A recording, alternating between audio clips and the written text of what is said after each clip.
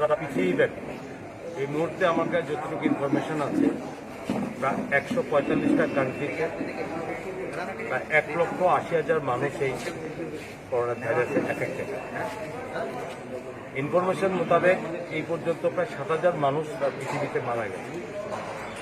এই মুহূর্তে আমাদের ভারতবর্ষের বাইরে নয়, ভারতবর্ষের আমাদের 130 কোটি মানুষের মধ্যে এখন পর্যন্ত আমাদের কাছে রিপোর্ট আছে 137 জন এই করোনার এই ভাইরাসে আমাদের এফেক্টেড।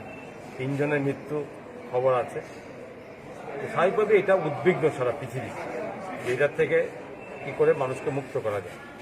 তো সেই ক্ষেত্রে আজকে ত্রিপুরার আমরা অত্যধিক এই মুহূর্ত পর্যন্ত আমরা বেশ আনন্দের সঙ্গে বলতে পারি আমাদের এই ছোট্ট রাজ্যে এখন পর্যন্ত একজনও এই ভাইরাসে এফেক্টেড হয়নি।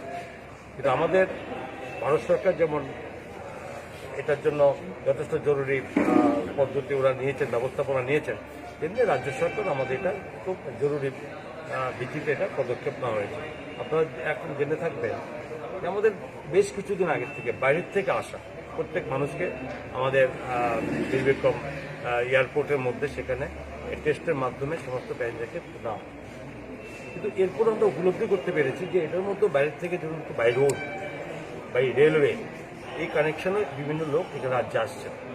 এক্ষেত্রে আমরা সিদ্ধান্ত নিয়েছি গতকাল যে বিশেষ করে যারা ইন্টারস্টেট, যারা বাইরের থেকে রেলগুলো আসছে ধর্মনগর এবং আগরতলা রেলওয়ে স্টেশনে তাদেরকে পরীক্ষা করা হবে এবং সেই সঙ্গে পুরো স্যানিটাইজ করা হবে টোটাল ভেহিকেলগুলো এবং রেলওয়ের পুরো বগিটাকে।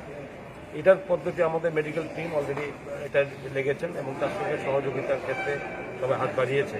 এখানে যেমন চন্দ্রপুরে সোসাইটি যারা আছেন তারা হাত লাগিয়েছেন, রেলওয়ের লোকরা লাগাবেন এবং সেই সঙ্গে আমরা এই ব্যবস্থার মাধ্যমে আইএসটিটি আছে জিরানিয়াতে, সেটাকে আমরা ব্যবস্থা নিয়েছি এবং এর মধ্যে আপনারা জানেন যে এখানে আমাদের আখাউড়া বর্ডারে যেখানে বাংলাদেশ থেকে আসা যাওয়া সেখানে বিধিনিষেধ আরোপ করা হয়েছে, এখন সেখানেও ব্যবস্থা নেওয়া হয়েছে।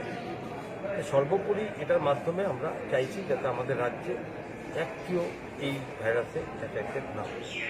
এর জন্য শুধুমাত্র মেডিকেল টিম, হেলথ ডিপার্টমেন্টই শুধুমাত্র এটা দায়বদ্ধ থাকবে এটা নয়, এর সঙ্গে সমস্ত অংশে সমস্ত ডিপার্টমেন্ট এবং যেমন ট্রান্সপোর্ট ডিপার্টমেন্ট, সেই সঙ্গে যেখানে সাধারণ মানুষ যারা আছেন, রাজ্যের মানুষ আছেন, তাদেরকেও সবাইকে এগিয়ে আসতে হবে। সবার একত্রিত মিলিত হয়ে যদি এটাকে আমরা একটা মিশন হিসাবে নিতে পারি তবেই এই রাজ্যের মানুষ এই ভাইরাস থেকে আক্রান্ত মুক্ত হতে পারে।